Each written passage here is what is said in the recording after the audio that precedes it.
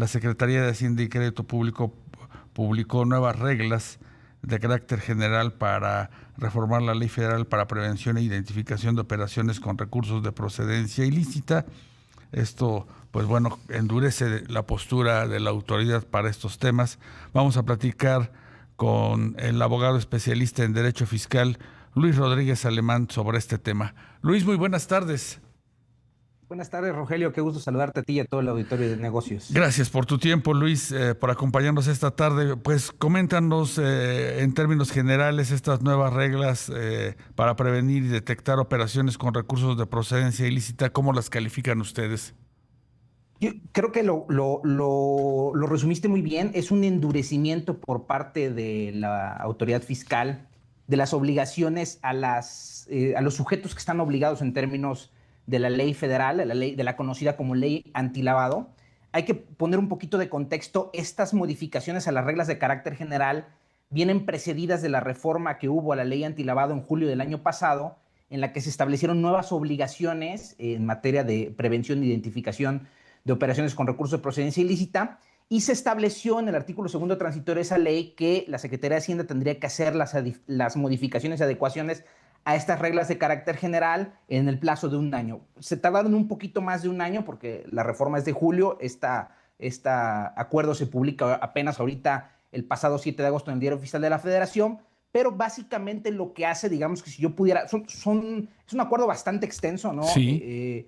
El análisis es, digamos que sería muy ambicioso decir que ya concluye el análisis por parte de quienes nos dedicamos a la materia de todo lo que se modificó, pero sí podemos comentar un primer saque, qué es lo más importante o qué es lo más relevante, digamos, que de lo que se está modificando con estas nuevas reglas de carácter general y que vincula únicamente a las personas que realizan operaciones vulnerables en términos de la ley antilavado, que esto es bien importante aclarar, porque por ahí parece que se entiende que vincula a todos los ciudadanos en el país estas obligaciones, y no, solamente a quienes el artículo 17 de la ley antilavado clasifica como que realizan operaciones consideradas vulnerables, por ejemplo, notarios, corredores públicos, Sí. joyerías, quienes se dedican a la comercialización de arte, por decir algunos, solamente vinculan a estos. Ahora, ¿qué es lo que se establece con estas modificaciones? Antes, con las reglas y que estaban vigentes hasta hace una semana, los sujetos obligados estaban, de alguna otra manera, cumplían con sus obligaciones en materia antilavado, identificando al cliente, integrando los expedientes de los clientes con los que realizaban operaciones, dando avisos a la autoridad en caso de que detectaran operaciones que consideraran de riesgo o vulnerables y manteniendo la información en caso de que fuera solicitada. Ahora se implementa un enfoque basado en riesgos. ¿Qué significa esto en español? Que los sujetos obligados ya no solamente deben identificar al cliente, sino que ahora también deben de conocer al cliente. Deben integrar un perfil transaccional, que significa que si una persona realiza operaciones habituales, por decir algo, 1 millón de pesos cada 6 meses, ese es un perfil transaccional que yo tengo de ese cliente. Si modifica su perfil, pues bueno, generará una alerta que me obligará a mí como sujeto obligado a darle aviso a la autoridad. También se establece la obligación de identificar con mayor precisión a quién es el beneficiario controlador. Se Sí. hacen modificaciones de qué debe entenderse por beneficiario controlador y establece obligaciones en materia de automatizar estos procesos de identificación y digamos que clasificación de los clientes, o sea, adquirir un software especializado o incluso mediante las propias reglas de carácter general contemplan la posibilidad de que sea a través de hojas de cálculo, pero bueno, lo que se tiene que hacer es automatizar estos procesos de revisión, auditarse una vez al año por parte de un tercero y capacitar a quienes formen parte de la estructura de quien presta estos servicios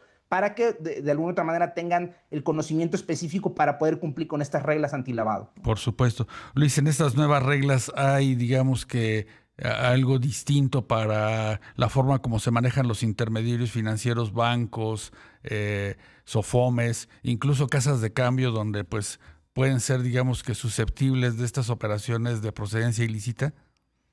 Mira, es importante recordar que si bien la ley antilavado contempla a las instituciones financieras como sujetos obligados, ellos tienen una regulación distinta, ¿no? Las instituciones financieras, como tú decías, los intermediarios, los bancos, las casas de cambio, ellos tienen una regulación diversa a la que se está modificando el pasado Ok. viernes, porque estas reglas de carácter general podemos decir que solamente vinculan o solamente obligan a las personas que define el artículo 17 de la ley antilavado que realizan operaciones vulnerables, ¿no? Entonces, todas las modificaciones que estamos aquí platicando solamente van a impactar directamente a estas que yo te ponía como ejemplos y Sí, a otras que no nos daría tiempo de explicar cuáles son, pero lo cierto es que las modificaciones legales que se hicieron el año pasado en la ley sí vincularon a las instituciones financieras. Ha habido cambios normativos en esa materia que han endurecido también los controles de los bancos, de las casas de cambio, de las casas de bolsa, de quienes prestan servicios financieros regulados. Sí hay modificaciones, pero no son puntualmente estas que se publican el pasado 7 de agosto. claro. ¿Cada cuándo se tienen que entregar estos informes, Luis, a la autoridad, en este caso al SAT, supongo? Mira, los avisos se tienen que entregar dependiendo cómo se vayan identificando los clientes, cómo se vayan realizando las operaciones.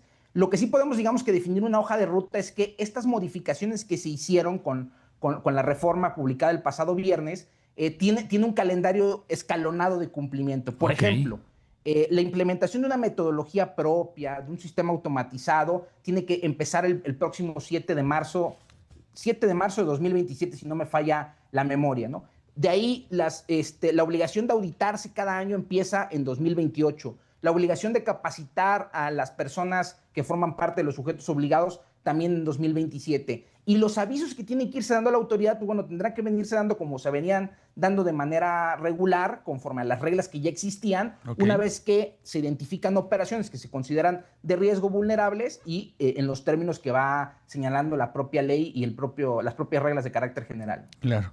Luis, ¿cuáles son las sanciones para pues este tipo de entidades? Nos mencionas pues joyerías, sector inmobiliario, notarías, que pues se les escape dar a conocer esta información.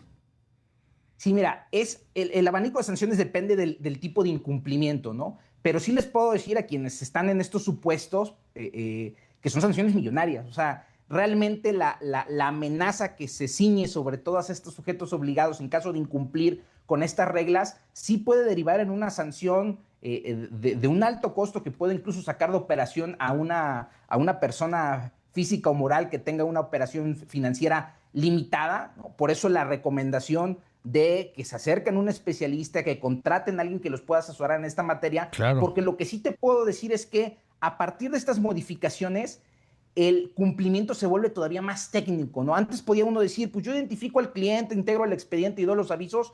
Ahora ya es un poco más técnico, es un poco más complejo y sí se requiere que se acerquen a especialistas porque incluso tienen que capacitarse. O sea, ya no basta con integrar los expedientes, tener un sistema automatizado, tienen que capacitarse y tienen que demostrar a la autoridad que se están capacitando, tienen que demostrar a la autoridad que han hecho sus auditorías que les tienen que decir que los sistemas que han implementado funcionan para identificar las operaciones con recursos de procedencia ilícita. claro. ¿Tendrán que tener estas empresas, estas entidades, Luis, un oficial de cumplimiento como pasa con bancos y con los intermediarios financieros? Preferentemente sí, mira, en la práctica muchos sujetos obligados cometen, digamos que la responsabilidad de delegarle estas obligaciones muchas veces al contador, ¿no? Piensan Sí, que son obligaciones fiscales, que no son obligaciones fiscales propiamente dichas, y pues que la vea el contador. Y muchas veces quienes se dedican a los servicios de contabilidad, pues no están tan familiarizados con estas reglas de carácter administrativo. Entonces, lo ideal sería contar con una persona especialista al interior de la organización, ya sea que funcione como como una suerte de comisario al interior o que pueda monitorear como un tercero las operaciones o la metodología y los sistemas que se implementen para la identificación y prevención de estas operaciones. claro. Luis, finalmente, el hecho de contar estas empresas con un software va a implicar que la autoridad fiscal va a tener en tiempo real esta información, prácticamente de manera inmediata cuando hay, digamos que alguna operación sospechosa.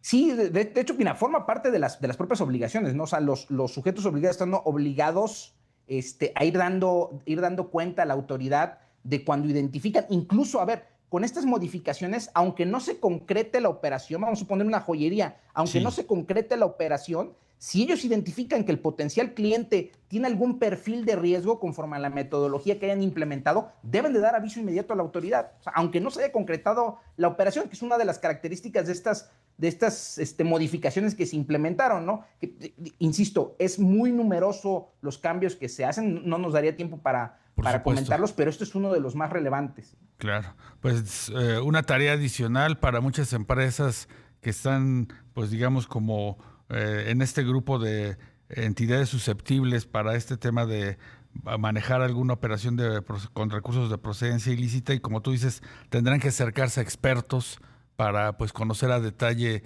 pues estas nuevas reglas y evitar alguna sanción. Por lo pronto queremos agradecerte, Luis Rodríguez Alemán, abogado especialista en Derecho Fiscal, que nos hayas acompañado esta tarde a entender pues estas nuevas disposiciones por parte de la Secretaría de Hacienda. No, al contrario, muchas gracias a ustedes por la invitación y el espacio. Gracias, Luis.